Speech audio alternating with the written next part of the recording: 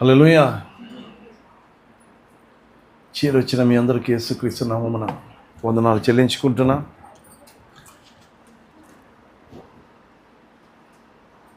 ఎన్ని సవాళ్ళు ఎదురైనా కూడా మరొక్కసారి మిమ్మల్ని ప్రేమించిన దేవుడు మీ ఎదుట నన్ను యోగ్యపరిచినందుకు దేవునికి నా కృతజ్ఞతలు చెల్లిస్తుంటున్నా.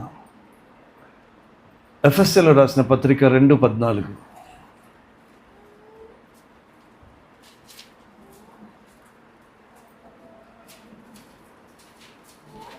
ఎఫెసీయులకు రాసిన పత్రిక 2:14. ఆయన మన సమాధానమై ఉండి మీకును మాకును ఉండిన దోషం, చాలండి, ద్వేషం, మీకును మాకును ఉంటున్న, ఇది ఈ యొక్క 14వ వచనంలో 2 భాగాలు ఉన్నాయి. ఒకటి పెద్ద కుమారుడు, చిన్న కుమారుడు, వారిద్దరి మధ్యలో ఉంటున్న ద్వేషం.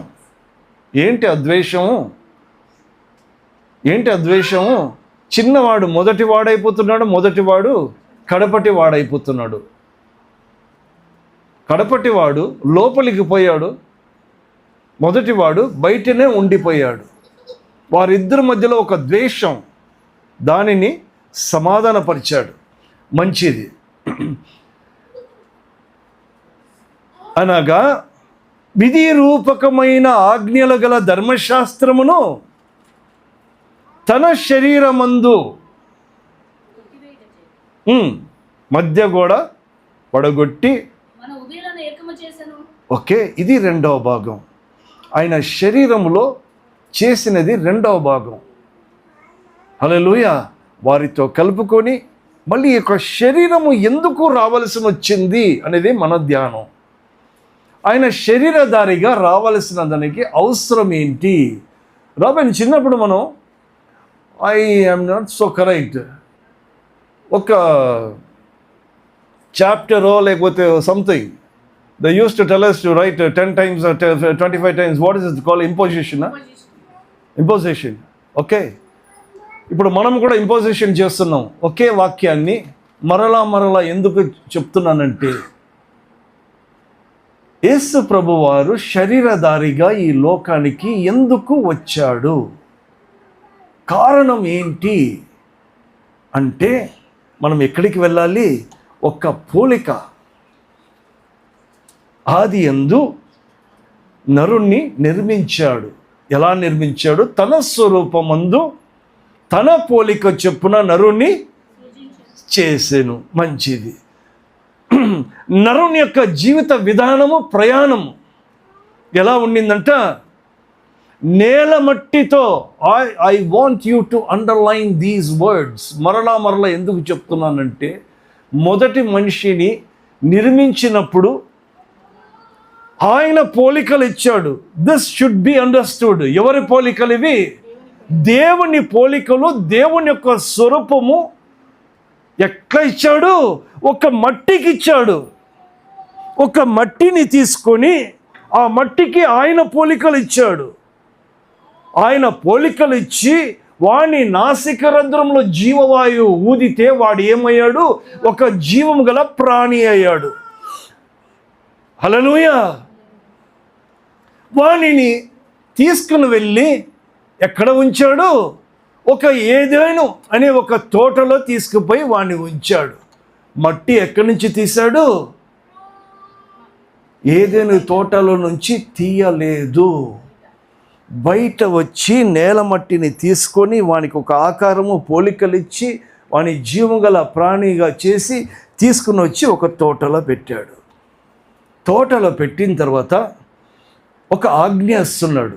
అయ్యా బాబు, ఇవన్నీ తిను, అది ఒక్కటి తినొద్దు. స్వేచ్ఛతో కూడిన ఆజ్ఞ ఇచ్చాడు. హల్లెలూయా. ఇచ్చాడు. తర్వాత ఏమన్నాడు? అయ్యా, దీనిని జాగ్రత్తగా చూచుకో, కనిపెట్టు,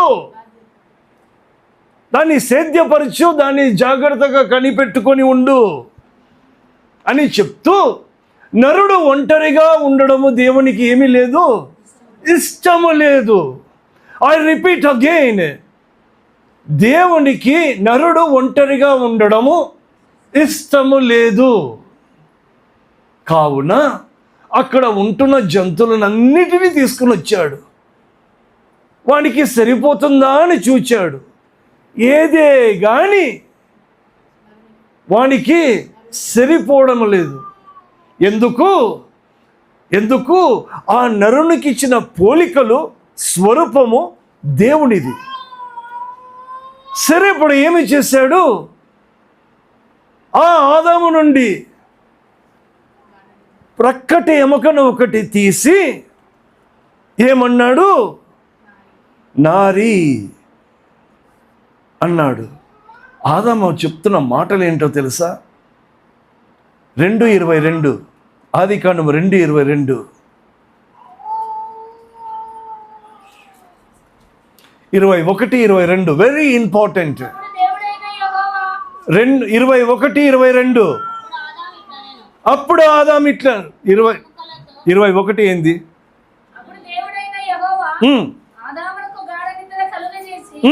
అతడు నిద్రించినప్పుడు అతని ప్రక్కటి ఎముకలలో ఒక దానిని తీసి ఆ చోటును మాంసంతో పూడ్చివేశాడు. దేంట్లో పూడ్చివేశాడు? అండర్లైన్. మాంసముతో పూడ్చివేయడం.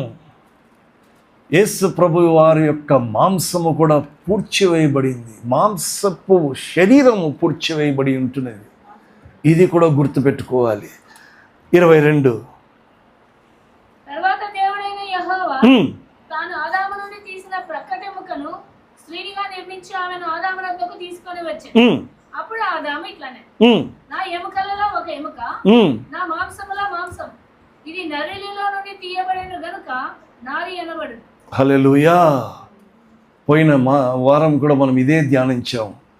ఒక ఎముక తీయబడింది, మాంసము తీయబడింది. ఆదాము ఏమంటున్నాడు? నా ఎముకలలో ఒక ఎముక, నా మాంసములో మాంసము గనక నువ్వు ఎవరు? నారి. ఆ యొక్క ఎముక విరగొట్టబడింది గనుక యేసు ప్రభు వారి యొక్క ఎముక విరగొట్టబడలేదు. హల్లెలూయా.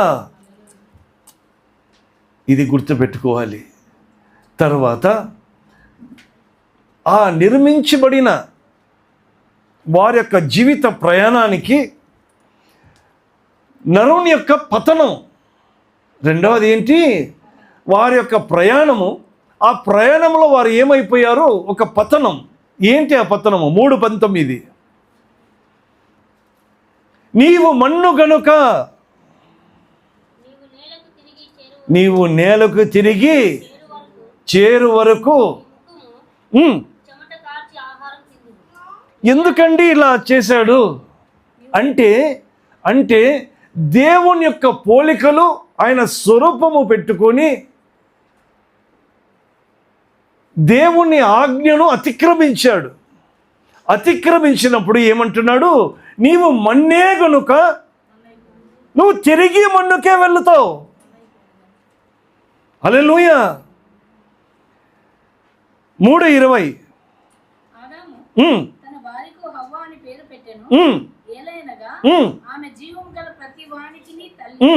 దేవుడైన యెహోవా ఆదామునకును తన భార్యకును చర్మపు చొక్కాయలను చేయించి వారికి తొడిగించాడు. ఓకే.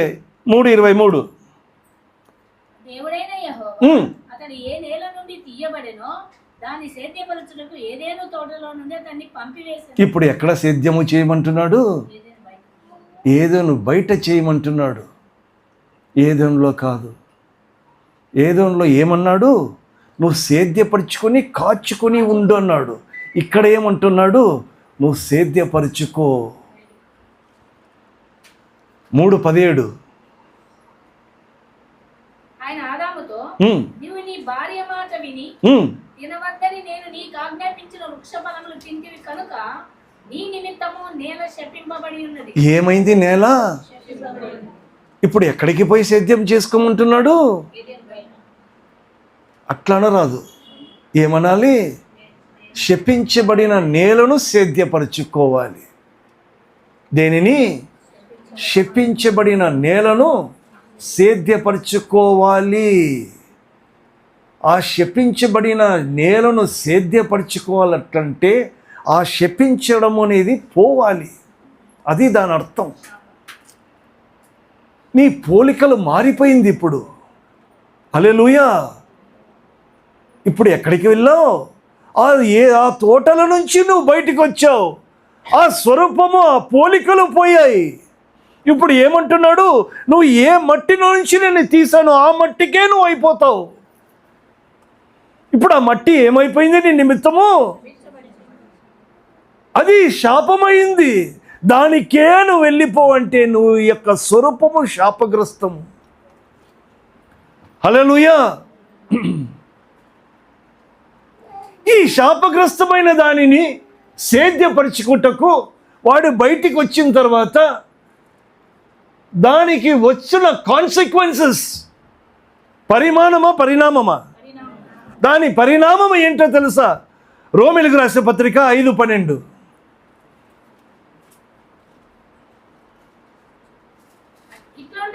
ఇట్లుండగా ఒక మనుష్యుని ద్వారా పాపము ద్వారా మరణమును లోకములో ఎలాగూ ప్రవేశించెనో అలాగుననే మనుషులందరూ పాపము చేసినందున మరణము అందరికీ సంప్రాప్తం. 14 అలాగుననే అయినను ఆదాము చేసిన అతిక్రమమును పోలి పాపము చేయని వారి మీద కూడా ఆదాము మొదలుకొని మోసే వరకు మరణం ఏలెను. ఆదాము రాబో వాడికి గురుతై ఉండేది. హల్లెలూయా. ఆదాము నుండి మోషే వరకు. ఆదాము అవ్వ బయటికి వచ్చేటప్పుడు అక్కడ ఏమి జరిగింది? ఒక చిన్న బలి జరిగింది. వారికి ఒక బలి చేసి దాని చర్మములు తీసి వారికి తొలగించాడు. అది తాత్కాలికమైనది. మరి ఆదాము నుండి మోషే వరకు ఏమి జరిగింది? అక్కడ మరలా మళ్ళీ జరుగుతూ ఉంది. ఏ బలి అది? ఎడ్ల యొక్క రక్తమును, మేకల యొక్క రక్తము అక్కడ బలి జరుగుతూనే ఉన్నది. కానీ ఏమైతా ఉంది? ఏటేటా వారి యొక్క అతిక్రమములు, దోషములు, పాపములు జ్ఞాపకానికి వస్తూ ఉంది. కాబట్టి అది కూడా ఏమైపోతా ఉంది? తాత్కాలికం అయిపోతూ ఉంది. హల్లెలూయా. హెబ్రీయులకు రాసిన పత్రిక 9:16.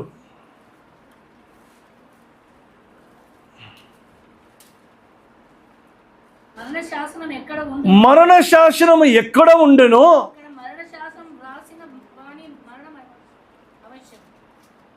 రాసిన వాడిని మరణము 17. ఆ శాసనమును రాసిన వాడు మరణం పొందితేనే అది చెల్లును. అది రాసిన వాడు జీవించుచుండగా అది ఎప్పుడైనా చెల్లునా? ఎందుకండి మరణ శాసనం రాసిన వాడికి మరణం ఎందుకు ఉండాలి తెలుసా మీకు అసలు? What was it? ఈయన నిశ్చయముగా నువ్వు సచ్చేదువు అన్నాడు. ఓకే, మరణ శాసనం రాశాడు. ఇక్కడ అపోస్తలుడైన పౌలు ఏమంటున్నాడు అంటే మరణ శాసనం ఎవడైతే రాస్తున్నాడో వాని యొక్క మరణము అవశ్యం. ఎందుకు అవశ్యము అంటే మరణ శాసనం రాసిన తర్వాత ఏమి చేశాడంటే వేరే యొక్క పశువుని తీసుకొని వచ్చి బలి ఇచ్చాడు. అది చెల్లుతా ఉందా? అది చెల్లడం లేదు. అది తాత్కాలికంగా ఉంటున్నది. సరే, ఆదాము నుండి మోషే వరకు ఆ ధర్మశాస్త్రానికి ఏమి చేశారు? ఎడ్ల యొక్క రక్తము, మేకల యొక్క రక్తమును ఇచ్చాడు. చెల్లుతా ఉంది? అది చెల్లడం లేదు. 19:20 చదవండి. హెబ్రీయులకు రాసిన పత్రిక 9:19-20.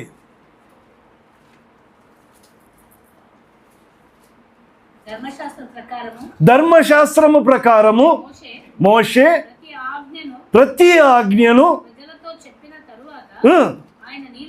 నీళ్లతోను ఇస్సోపుతోను కోడల యొక్కయు మేకల యొక్కయు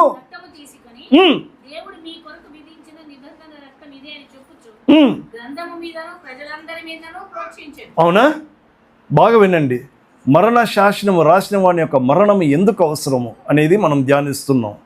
ఓకే, మోషే ఏమి చేసేవాడు? రక్తమును నీళ్లు రెండు కలుపుకొని, ఎడ్ల యొక్క రక్తము మేకల యొక్క రక్తము నీళ్లతో కలుపుకొని వాటిని ప్రోక్షిస్తుంటున్నాడు. 22, 23, 24. పరలోకమందున వాటిని పోలిన వస్తువులు ఇట్టి బలుల వలన శుద్ధి చేయబడవలసి ఉండెను, కానీ పరలోక సంబంధమైనవి వీటి కంటే శ్రేష్టమైన బలుల వలన శుద్ధి చేయబడవలసి ఉండెను. అందువలన నిజమైన పరిశుద్ధ స్థలమును పోలి హస్తకృతమైన పరిశుద్ధ స్థలములలో క్రీస్తు ప్రవేశింపలేదు, కానీ ఇప్పుడు మన కొరకు దేవుని సముఖమందు కనబడుటకు పరలోకమందే ప్రవేశించెను. హల్లెలూయా. ఈ యొక్క ఎడ్ల యొక్క రక్తము మేకల యొక్క రక్తము ఎక్కడికి సంబంధించిందంటే ఒక ప్రత్యక్ష గుడారం ఒకటి కట్టాడు. దాని పేరు ఏంటి? ప్రాకారము, పరిశుద్ధ స్థలము, అతి పరిశుద్ధ స్థలము చేసి ఏం చేశాడు? అక్కడ బలులు అర్పించారు. అది అక్కడికి సరిపోతా ఉంది. కానీ రాబోయేవాడు అక్కడ నివసించాడంట. ఎక్కడ నివసించేవాడు? అతను పరలోకంలో నివసించేవాడు. పరలోకంలో నివసించేవానికి ఎడ్ల యొక్క రక్తము మేకల యొక్క రక్తము అది ఏమి కాదు, అది సరిపోదు. అది ఎక్కడికి సరిపోతుంది? అది ప్రత్యక్ష గుడారానికి సరిపోతుంది, కానీ పరలోకానికి అది సరిపోదు. గనక మరణ శాసనము రాసినావు కదయ్యా బాబు, నీ మరణమే ఇప్పుడు అవశ్యం. హల్లెలూయా. ఇప్పుడు సపోజ్ నేను మీకు ఒక మాట చెప్తా, రేపు అలాంటి మీరు చేయండి, చేయకపోతే మీకు ఒక పనిష్మెంట్ ఇస్తానని చెప్తా. చెప్పిన తర్వాత ఏమండి నేను మార్చుకుంటున్నా, అది కాదు వేరే చేస్తున్నప్పుడు వీళ్ళు ఏమంటారు తెలుసా? అది మాకు చెప్పలేదు, అది మాకు తెలియదు, మీరు ఏది అనుకున్నారో అది మీరు చేసి చూపించండి, మేము చూస్తాం అంటారా లేదా? అవునా ప్రదీప్? మీరు ఒకటి చేస్తారు, ఇది చేయమని చెప్తారు, మీరు కొత్త పదార్థం ఒకటి సృష్టిస్తారు. అది ఎవరు చేయాలా? వాళ్ళు చేస్తారా? మీరు చేయాలన్నా? మీరే చేసి చూపిస్తే కానీ అది జరగదు. Hallelujah. You are inventing something new, so you have to do it. దానికే మరణ శాసనము ఎక్కడ ఉండేనో, ఎవరు రాశారో మరణ శాసనము రాసిన వాని యొక్క మరణము అవశ్యము. కాబట్టి యేసు ప్రభు వారు మరణిస్తున్నప్పుడు యోహాను రాసిన సువార్త 19:34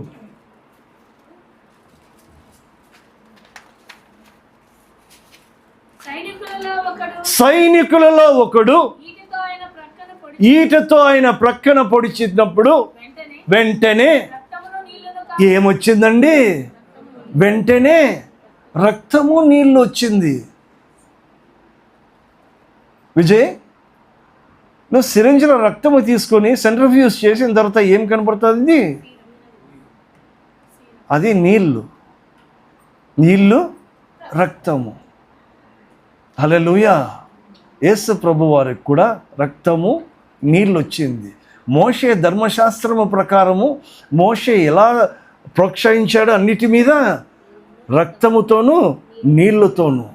అది ప్రత్యక్ష గుడారానికి సరిపోయింది. పరలోకానికి చెందవలసినది ఎవరైతే ఆ శాసనము రాశాడో వాని యొక్క రక్తము, ఆ యొక్క నీళ్ళే రావాలి, వాటితో ప్రోక్షించబడాలి. హల్లెలూయా. కాబట్టి మరణ శాసనము ఎక్కడ ఉండేనో అక్కడ మరణ శాసనము రాసిన వాని యొక్క మరణము అవశ్యము. హల్లెలూయా. ఆదాము ప్రక్కటెముకను తీసినప్పుడు నారీ అని ఒక స్త్రీ వచ్చింది. వచ్చింది, ఆమెకు స్త్రీ అని పేరు పెట్టారు. ఓకేనా? ఇప్పుడు యేసు ప్రభు వారి యొక్క ప్రక్కన పొడిచినప్పుడు ఏమొచ్చింది? రక్తము నీళ్ళు ఎందుకు వచ్చిందంటే ఆ నారి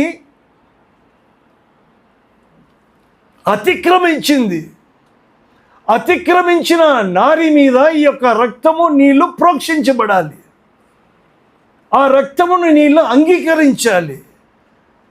హల్లెలూయా. అది ఎప్పుడైతే అంగీకరిస్తారో క్షమాపణ, విమోచన కలుగుతుంది. ఓకే, రోమీయులకు రాసిన పత్రిక 5:17 చదువుతాం.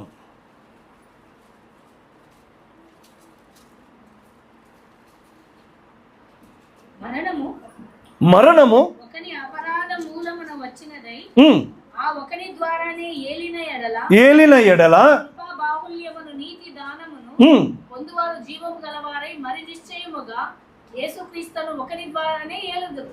ఒకని ద్వారానే ఎలా ఏలుతారో తెలుసా? ఒకటి అపరాధము జరిగితే ఇంకోటి పుణ్యకార్యము జరుగుతూ ఉంది. హల్లెలూయా. 18 చదివి చూడండి. ఒక పుణ్యకార్యము కాబట్టి తీర్పు ఒక్క అపరాధ మూలమున వచ్చినదై మనుషులకందరికీ శిక్షావిధి కలుగుటకు ఎలాగూ కారణమాయెనో. చాలండి, ఇది శిక్ష విధి ఒక్కని ద్వారా కారణమైంది. ఎవరది? ప్రక్కట ఎముక తీయబడిన నారి ద్వారా, స్త్రీ ద్వారా ఈ లోకమంతా ఎవరు పుట్టారు? పాపమని ఈ లోకమంతా సంప్రాప్తించబడింది. ఇప్పుడు ఒక పుణ్య కార్యము జరగాలి. ఈ పుణ్య కార్యం ఏమంటే ఆ యొక్క రక్తము నీళ్లు వారి మీద ప్రోక్షించబడాలి. చదువు నిర్మల. ఇప్పుడు అలాగే ఒక్క పుణ్య కార్యము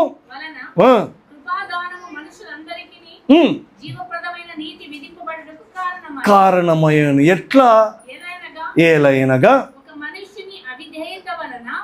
అనేకులు పాపులుగా ఎలాగూ చేయబడిరో అలాగే ఒకని విధేయత వలన అనేకులు నీతిమంతులుగా చేయబడు.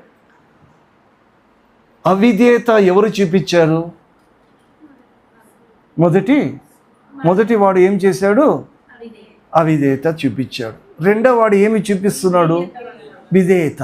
ఆ విధేయత పేరు ఏంటి? పుణ్యకార్యము. ఏంటి ఆ పుణ్యకార్యం ఏంటి? ఆ విధేయత ఏంటంటే ఫిలిప్పీయులకు రాసిన పత్రిక 2:8. ఫిలిప్పీయులకు రాసిన పత్రిక 2:8.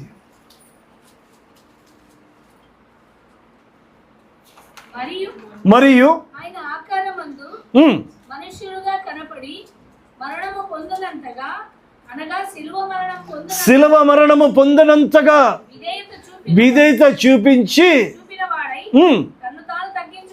హల్లెలూయా. ఎట్లా విధేయత చూపించాడు? ఒక పుణ్యకార్యము. ఏంటి ఆ పుణ్యకార్యము? శిలువ మరణం. ఆ శిలువలో మరణించిన తర్వాత ప్రక్కటను పొడిస్తే ఏమొచ్చింది? ఆ రక్తము నీళ్లు ప్రోక్షించబడాలి. రక్తము ద్వారా పాపక్షమాపణ, నీళ్లు ద్వారా విమోచన. హల్లెలూయా. ఇవి జరగాలి.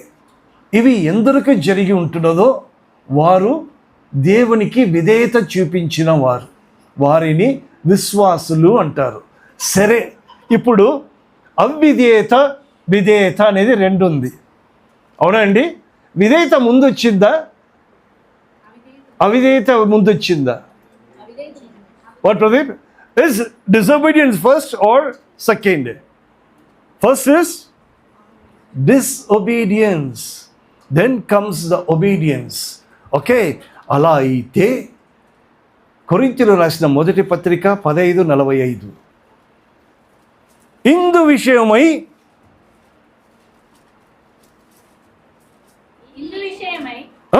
ఆదాము మొదటి మనుష్యుడు జీవించు ప్రాణి ఆయనని రాయబడి ఉన్నది. కడపటి ఆదాము జీవింపచేయు ఆత్మ ఆయన. జీవింపచేయు ఎలా అయ్యాడు? ఒక పుణ్య కార్యం వల్ల అయ్యాడు. ఓకే, మరి మొదటి ఆదాము ఏమి చేశాడు? అపరాధము చేశాడు.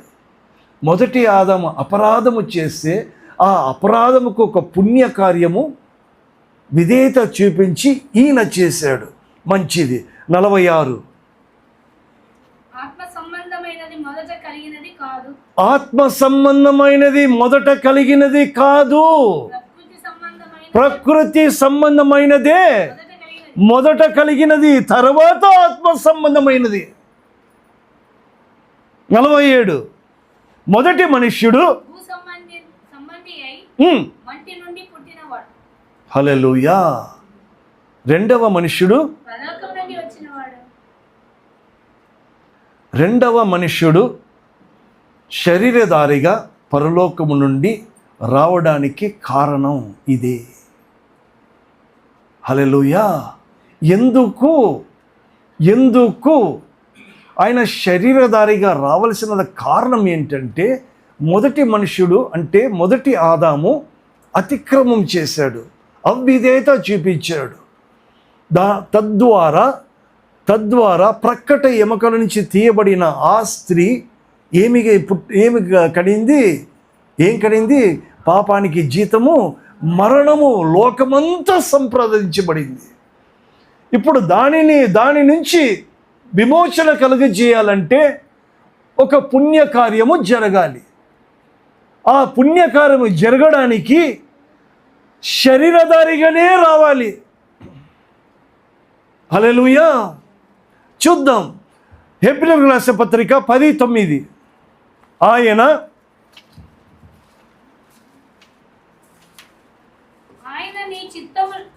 ఆయన దేవుని చిత్తము అని రావాలి. అక్కడ ఆయన నీ చిత్తము నెరవేర్చుటకు ఇదిగో నేను వచ్చి ఉన్నానని చెప్పుచున్నాడు. ఇవన్నీ ధర్మశాస్త్రము చొప్పున అర్పింపబడుచున్నవి. ఆ రెండవ దానిని స్థిరపరచుటకు మొదటి దానిని కొట్టివేయుచు. రెండవ దానిని స్థిరపరచుటకు మొదటి దానిని ఏమి చేస్తున్నాడు? కొట్టివేయుచున్నాడు. అంటే ఆదాము చేసిన అతిక్రమమును కొట్టివేయడానికి ఈయన ఎలా రావాలి? ఆత్మస్వరూపిగా వస్తే చెల్లదు. ఎందుకు చెల్లదు? మరణ శాసనము రాశాడు. గనక ఈయన ఏమి రావాలి? ఎలా రావాలి? శరీరధారిగానే రావాలి. శరీరధారిగా వచ్చి ఒక పుణ్యకార్యము జరగాలి. ఆ పుణ్యకార్యము ద్వారా ఈయన ప్రక్కన పొడవబడాలి. అక్కడి నుంచి వచ్చిన రక్తము నీళ్ళలో విమోచన, పాప క్షమాపణ జరగాలి. కాబట్టి ఆయన శరీరధారిగా రావాల్సిన వచ్చింది. హెబ్రీయులకు రాసిన పత్రిక 10:10. యేసుక్రీస్తు యొక్క శరీరము ఒక్కసారియే అర్పింపబడుట చేత ఆ చిత్తమును బట్టి మనము పరిశుద్ధపరచబడి ఉన్నాము. ఆ చిత్తమును బట్టి మనం ఏమై ఉన్నాము? పరిశుద్ధపరచబడి ఉన్నామంట. ఆ చిత్తమును బట్టి అంటే ఏంటి? ఎఫెసీయులకు రాసిన పత్రిక 2:14. విధి రూపకమైన ఆజ్ఞలను ధర్మశాస్త్రము తన శరీరమందు తన శరీరమందు కొట్టివేయుట చేత మధ్య గోడను పడగొట్టి మన ఉభయులను ఏకము చేసింది. కాబట్టి మనం ఏమై ఉన్నాము? పరిశుద్ధపరచబడి ఉన్నాము. ఆ ప్రకృతి సంబంధమైన గోడ పడగొట్టబడి ఉంటున్నది. ఆయన మనకు మధ్యవర్తిగా, సమాధానకరుడుగా మనకు ఉంటున్నాడు. ఇప్పుడు ముగింపు ఏంటంటే హెబ్రీయులకు రాసిన పత్రిక 8:13. ఆయన కొత్త నిబంధన అని చెప్పుట చేత ఏమని చెప్తున్నాడు ఇప్పుడు? ఎందుకు కొత్త నిబంధన అంటున్నాడు అంటే రెండవ దాన్ని స్థిరపరచడానికి మొదటి దాన్ని కొట్టివేసినాడు గనక ఇప్పుడు ఇది కొత్త నిబంధన. ఇట్స్ అ న్యూ కవెనెంట్ చెప్పుట చేత మొదటి దానిని ఏమి చేసినాడు? పాతదిగా చేశాడు. ఇప్పుడు ఏమైతోంది? మొదటిది కడపటిది అవుతోంది, కడపటిది మొదటిగా వస్తూ ఉంది. ఏది పాతగిల్లిపోయిందో అది అదృశ్యమవుటకు సిద్ధముగా ఉన్నదంట. హల్లెలూయా. ఏమైతోంది ఇప్పుడు? ఒక కొత్త నిబంధన పెట్టి ఏమంటున్నాడు? రెండవ దాన్ని స్థిరపరచడానికి మొదటి దానిని ఏమి చేస్తున్నాను? కొట్టివేస్తున్నాను. అది ఇంకా లేదు. హల్లెలూయా. అది ఏమైపోతుంది? అదృశ్యం అవ్వడానికి సిద్ధముగా ఉందంట. అది అదృశ్యము కావడానికి సిద్ధముగా ఉన్నప్పుడు నా సిద్ధపాటు ఏమై ఉన్నది? హల్లెలూయా. అది సిద్ధంగా ఉంది పోవడానికి అది సిద్ధంగా అంటే నేను పోనిచ్చడానికి సిద్ధంగా ఉన్నానా? అది ప్రశ్న అక్కడ. నా సిద్ధపాటు ఏమిటి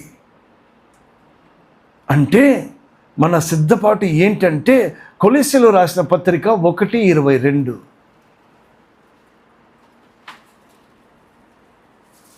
తన సన్నిధిని అంటే తన సన్నిధిలో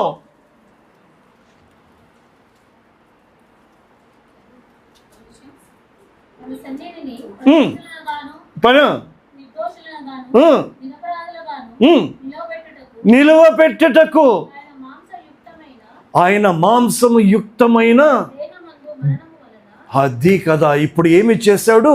అక్కడ ఒకటి పూడ్చివేయబడితేనే కానీ ఒకటి ఏమి రాలేదు, ఎమక రాలేదు. ఇక్కడ పూడ్చివేయబడుతున్నాడు గనక ఇప్పుడు ఏమి రావాలి? కొత్త నిబంధన అనేది ఒకటి రావాలి. కొత్త దానిని, మొదటి దానిని కొట్టివేస్తున్నాడు, పాత దాన్ని స్థిరపరుస్తున్నాడు. దానికి పేరు ఏంటి? కొత్త నిబంధన. ఆ కొత్త నిబంధన అనే సంఘము రావడానికి ఆయన మాంసముతో కూడిన శరీరము ఏమైపోతా ఉంది? పూడ్చివేయబడుతూ ఉంది. హల్లెలూయా. కావున ఆయన శరీరధారిగా రావలసినది అవశ్యము. ఎందుకు అవశ్యం అంటే మరణ శాసనము రాశాడు గనుక. మరణ శాసనము రాసి ఎడ్ల యొక్క రక్తము, మేకల యొక్క రక్తము ఊరికే ఉదాహరణగా చూపించాడు. ఆ ఎడ్ల యొక్క రక్తము, మేకల యొక్క రక్తము ఆదాముకు పోలి ఉన్నదా? ఉందా? లేదే. దానికి సాటి సహాయంగా కనపడడం లేదు. కాబట్టి ఎవరు రావాలి? ఏ పోలికలు పెట్టుకొని ఆదాము ఉన్నాడో ఆ పోలికలు చెప్పుననే ఒక ఎమక రావాలి. ఇప్పుడు ఎవరి మాంసము పూడ్చివేయబడింది? ఎవరి మాంసం పూడ్చివేయబడింది? రెండవ వాడు, మొదటి నిబంధన అనే వాడికి మాంసం పూడ్చివేయబడినప్పుడు ఇప్పుడు ఎవరు పోలికలు రావాలి? ఈయనది రావాలి. హల్లెలూయా. ఇప్పుడు 15:48 మొదటి కొరింథీ, మట్టి నుండి పుట్టినవాడు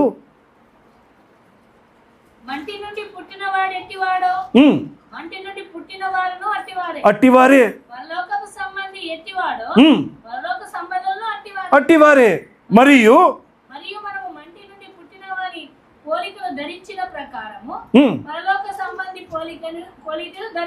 ఇప్పుడు ప్రశ్న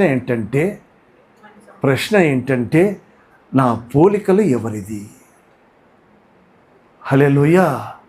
నా పోలికలు ఎవరిది? నేను ఎందుకు తెలుసా ఆదామును నిర్మించినప్పుడు పోలికలు స్వరూపమును ఎందుకు తీసుకుని వచ్చినానంటే, ఇప్పుడు నా పోలికలు ఎవరిది? హల్లెలూయా. మట్టి పోలికల, మొదటి వాణ్ణి పోలికల, రెండవ వాణ్ణి పోలికల? ఒక్క నిమిషం, నేను మాట్లాడేది పోలికలు. నా పోలికలు మట్టి పోలికల, మొదటి వాణ్ణి పోలికలుగా ఉందా, రెండవ వాణ్ణి పోలికలుగా ఉందా? మట్టి వాణ్ణి పోలికలు నేను ఉంటే నేను మట్టినే, నేను ప్రకృతి సంబంధమైన వాడినే. నేను రెండవాణ్ణి పోలికలు ఉంటే నేను పరలోక సంబంధమైన పోలికలు కలిగిన వాడిని. నా పోలికలు ఎవరిది? నా పోలికలను బట్టి నా ప్రాధాన్యత తెలియబడుతుంది.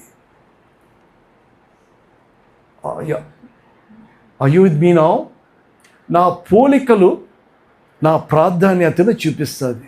నేను ప్రకృతి సంబంధమైన పోలికలైతే నేను ప్రకృతి సంబంధమైన వాటికే నా ప్రాధాన్యత ఇస్తున్నాను అని. ఇప్పుడు వీడు వచ్చాడు, మన పేరేమి? వాడు ప్రకృతి సంబంధమైన వాటిని నెరవేర్చడానికన్నా ముందు ఈ దినము ప్రతి ఆదివారము వాడు పరలోక సంబంధమైన పోలికలు నెరవేర్చి తర్వాత దానికి పోతున్నాడు. హల్లెలూయా.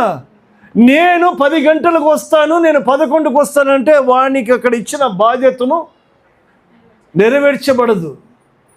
అది నెరవేర్చబడాలి అంటే వాడు ఆత్మ సంబంధమైన వాడు రెండవని పోలికలు కలిగి ఉండాలనుకుంటే వాడు ముందు రావాలి. నేను ఎప్పుడు వస్తున్నాను, నా ప్రాధాన్యత ఎవరికి ఇస్తున్నా, నా పోలికలు ఏంటి? రెండవది, నేను ఎవరి సంబంధిని? నేను ప్రకృతి సంబంధి వాడినా లేకపోతే ఆత్మ సంబంధమైన వాడినా? మొదట ఏది రాలేదు? మొదట ఆత్మ సంబంధమైనది రాలేదు. మొదట ప్రకృతి సంబంధం వచ్చింది, తర్వాత ఏమొచ్చింది? ఆత్మ సంబంధమైన వచ్చింది. నేను మొదటి వాడినా, నేను కడపటి వాడినా? కడపటి వాడు ఏమవుతున్నాడు? మొదటి వాడవుతున్నాడు. మొదటి వాడు ఏమవుతున్నాడు? కడపటి వాడవుతున్నాడు. నేను ఎవడు? నా పోలికలు ఏంటి? నా సంబంధం ఏంటి? నేను ఎవరి పోలికలు ధరించుకొని ఉంటున్నాను? నా యొక్క క్రియలు, నా క్రియలు నా పోలికలను తెలియజేస్తుంది, నా సంబంధం ఏంటో తెలియజేస్తుంది. హల్లెలూయా. అది నిర్ణయం మీకే వదులుతుంటున్నా. నేను ఎవరి సంబంధం అనేది మీకే. నేను దేవునికి ఇవ్వాల్సిన ప్రాధాన్యత ఇచ్చిన తర్వాత నేను దానికి వెళ్ళినట్లయితే నేను ఎవరి పోలికలు, ఎవరి సంబంధి? పరలోక సంబంధమైన వాడి రెండవాని పోలికలు సంబంధి అయి ఉంటాను. నా ఇష్టం వచ్చినట్లుగా నేను చేస్తానంటే అది ప్రకృతి సంబంధమైనది. ఆ యొక్క పోలికలు కలిగిన వాడిని నేను. ఐ రిపీట్ అగైన్, మన పోలికలు ఎవరిది? నేను ఎవరి సంబంధిని? హల్లెలూయా. నేను రెండవాని యొక్క పోలికలు, రెండవాని సంబంధి అని చెప్పి ఆయనకి ఇవ్వాల్సిన ప్రాధాన్యత ఇవ్వకపోతే నేను ఎవరట? అబద్ధికుడిని అంట. అది నేను చెప్తున్న మాటలు కాదు, వాక్యం అంటున్నది. నేను నిన్ను ప్రేమిస్తున్నానని చెప్పుకుంటూ నాకు ఇవ్వాల్సినది నువ్వు ఇవ్వకపోతే నువ్వు అబద్ధికుడివి. యు ఆర్ టెల్లింగ్ ఎ లై. నేను పరలోక సంబంధమైన పోలికలు కలిగి ఉన్నానని నేను చెప్పుకోవడం అబద్ధం. నా పోలికలు ఎవరిది? నేను ఎవరి సంబంధిని? హల్లెలూయా. నేను రెండవాని యొక్క పోలికలు పెట్టుకుని ఉంటే మొదటిది ఏమి కావాలి? మొదటిది ఏమి కావాలి? పాతగిల్లిపోయి అది అదృశ్యమైపోవాలి, ఉండకూడదు, కనపడకూడదు. రెండవది ఏమి కావాలి? కొత్త నిబంధనగా రావాలి. హల్లెలూయా. నేను కొత్త నిబంధన కలిగిన వాడినా, పాత నిబంధననా? హల్లెలూయా. నిర్ణయము, తీర్పు మీకే వదిలేస్తున్నా. మీరు, నేను, మీ మనస్సాక్షి, నా మనస్సాక్షి ఆయనకు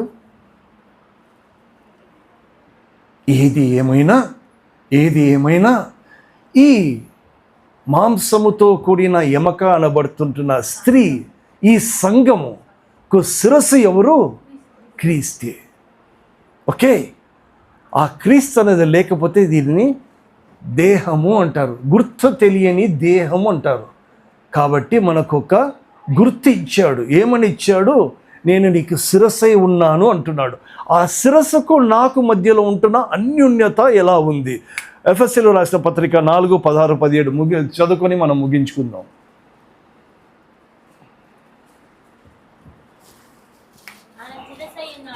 ఆయన శిరస్సై ఉన్నాడు.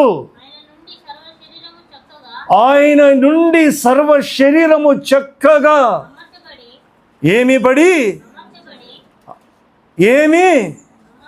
అమర్చబడి ఉండాలి. నాకు ఇష్టం వచ్చినట్లుగా నేను అమర్చబడతానంటే no chance. You have to go to the doctor. వాడు ఆలిన్ ఊరికే ఒక స్ప్రెయిన్ అయింది, ఇంతలా అయిపోయింది. దానికి వాడు ఓలిని కొట్టుకొని దానికి ఒక ఇది వేసుకొని డాక్టర్ దగ్గరికి పోయి హోమియో దగ్గరికి పోయి ఎందుకు అది చక్కగా అమర్చబడలేదు, ఎక్కడో కొంచెం దెబ్బ తగిలింది గనుక డాక్టర్ దగ్గరికి పోవాలి. నేను చక్కగా అమర్చబడి ఉన్నానా లేదా? ఐ రిపీట్ అగైన్, నా పోలికలు ఎవరిది? నేను ఎవరి సంబంధిని? నేను ఆయన నాకు శిరస్సై ఉన్నాడు, ఆ శిరస్సుకు నేను శరీరంగా ఉన్నానంటే అది ఎలా ఉండాలి? అది చక్కగా అమర్చబడాలి. తర్వాత తనలోనున్న తన పరిమాణము చొప్పున పని చేయుచుండగా బలము చేత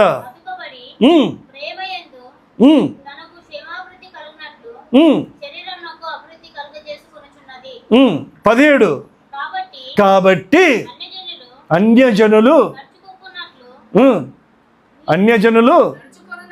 నడుచుకున్నట్లు మీరిక మీదట హల్లెలూయా. ఓకేనా? నేను ఎక్కడ అమర్చబడాలి?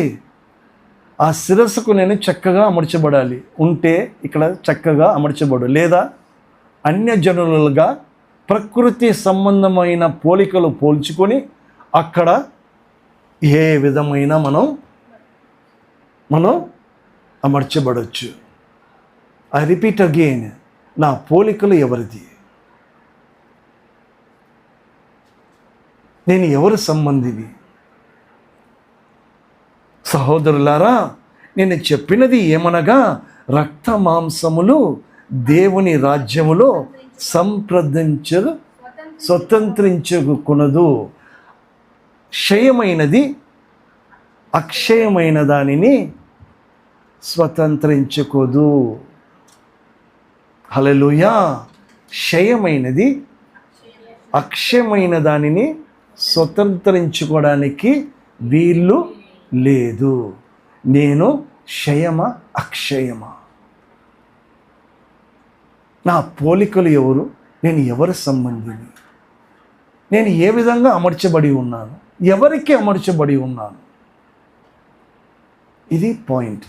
ఊరికే నేను క్రైస్తవుడిని, నేను విశ్వాసిని అని చెప్పుకుంటే చాలదు. దినదినము ఏమి కావాలి? నా కీళ్ళు బలపరచబడి అతకబడి ఏం కావాలి? అభివృద్ధి, క్షేమావృద్ధి కలగాలి. ఓకే, ఈ మాటలు అయిపోయిన తర్వాత నెక్స్ట్ నేను మాట్లాడేది వేరే. దానికి త్వరగా ముగిస్తున్నా, త్వరగా స్టార్ట్ చేసేసాను, త్వరగా ముగిస్తున్నాను. కాబట్టి మనము బల్లలో చేయి వేయడానికి ముందు నేను నా పోలికలు ఎవరిది? ఈ పోలికలు ఎవరిది? నా పోలికలు ఎవరు? దీని పోలికలు ఏంటి? నా సంబంధము ఎవరితో అని చేయవేద్దాం. కాబట్టి నన్ను జ్ఞాపకము చేసుకున్నట్టుకై దీనిని చేయడని చెప్పిన దేవుడి మాటలు మన వెనుకడికి ఆశ్రయించి దీవించును గాక. ఆమేన్.